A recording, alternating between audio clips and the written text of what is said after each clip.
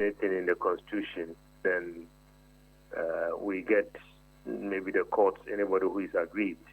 But now, I think we are seeing a situation where even the court might be preventing members of parliament from doing their work.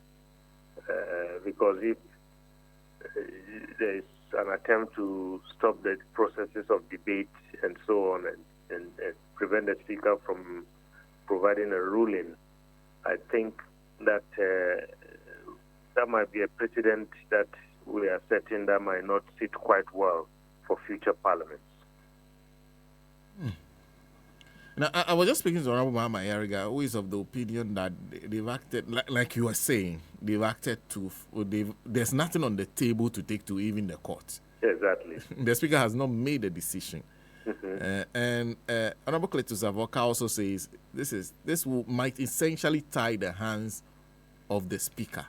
Yes. But did you get that sense? Because the speaker is even saying that he needs a few days to give a ruling on the matter. Yeah, so honestly, I think that the Right Honorable Speaker should go ahead and do his work because there's been a debate. They've heard from, all those who want to contribute to the debate.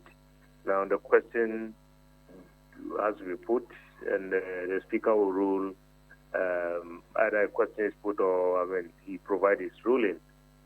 And I think that that's a normal course of parliamentary process. If we are trying to use the court to stop or to truncate some of these things,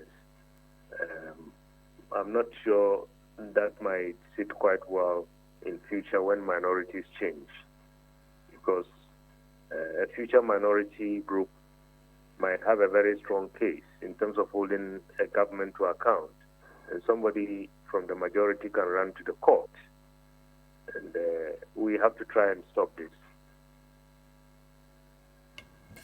But are you surprised by the stance taken by the majority now? In fact, they pushed for it the last time Makoko was speaker. But this time around, it seems they are saying, Atacha even suggests that Professor Makoko got it wrong. Well,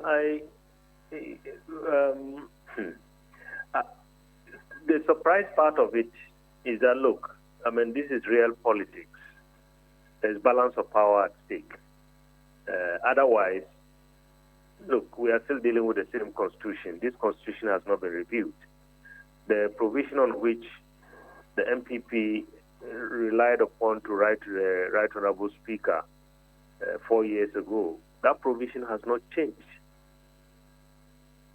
So if it's the same party now saying, no, we have a different reading, I guess it's appearing as if you read the Constitution and you read the laws differently depending on where you sit. Listening to you, I get a sense that you still stand by a position that these 4 MPs should face the music. Yesterday, when I listened to follow the debate in Parliament, there was a submission made by Honorable Dafiameko which really summed up this thing very well for me.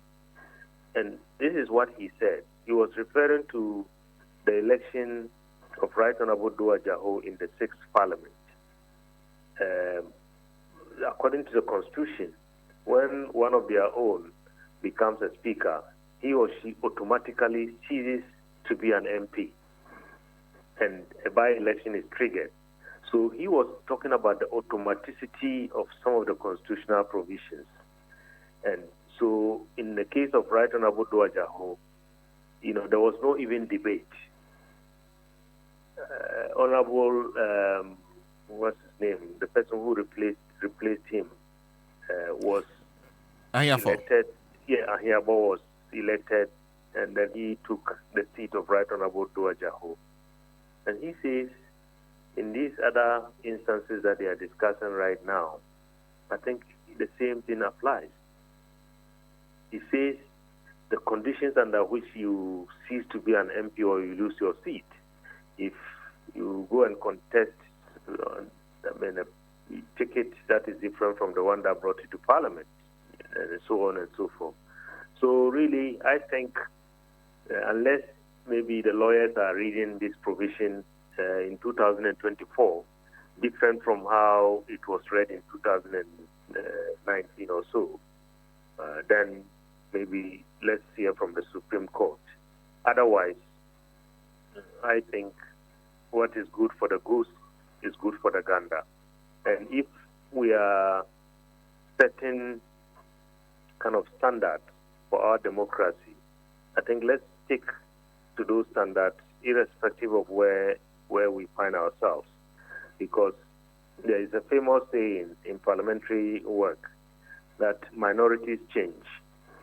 So whenever you are in the majority, just make sure whatever you are pushing down the throat of those in a minority, you can live with that medicine when you find yourself in a minority situation.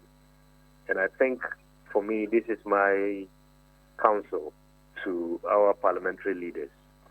Tomorrow, if the tables turn and the MPP is in the minority, let's say, for argument's sake, and this is being done by an NDC majority, we are going to speak the same way that we are speaking, just to make sure that the right things are done. Doc, thank you very much for speaking to us. Thank you very much for having me. Dr. RASHID DRAMAN is the Executive Director, African Center for Parliamentary Affairs, speaking to us this morning. On this same issue, the issue is simple. It's a matter of under what conditions should a member of parliament vacate his position. One of them, the last time when it applies to Andrew Amoako-Esiama, was that he had decided, in fact, he had taken steps, significant steps, filed and everything, to become, to stand in the 2020 elections as an independent candidate for parliament because he had lost his primaries. The MPP said, having done that by their constitutional provision, the MPP's own constitutional provision, he ceases to be a member of the New Patriotic Party automatically. Not that they will dismiss him from the party. No, he ceased to become to being a member of the party. So they wrote to Speaker Makokwe and said, do you know what? Declare his seat vacant.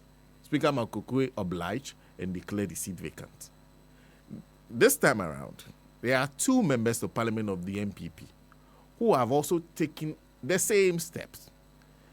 And there is Andrew Amoako-Esiama again, who is deciding to move from his independent status to contesting on the ticket of the New Patriotic Party. So clearly, instead of being an independent, he's now going to contest on the ticket of a party. So there's sort of a cross-carpeting. Then the other MPs that are going independent. So the NDC is saying, one of our own is also doing the same. Mr. Speaker, let them all vacate their seat. In fact, it should be automatic. The MPP now, who moved for Andrew Esiama to be taken out of parliament, is now saying, some are saying Speaker Makokwe was wrong.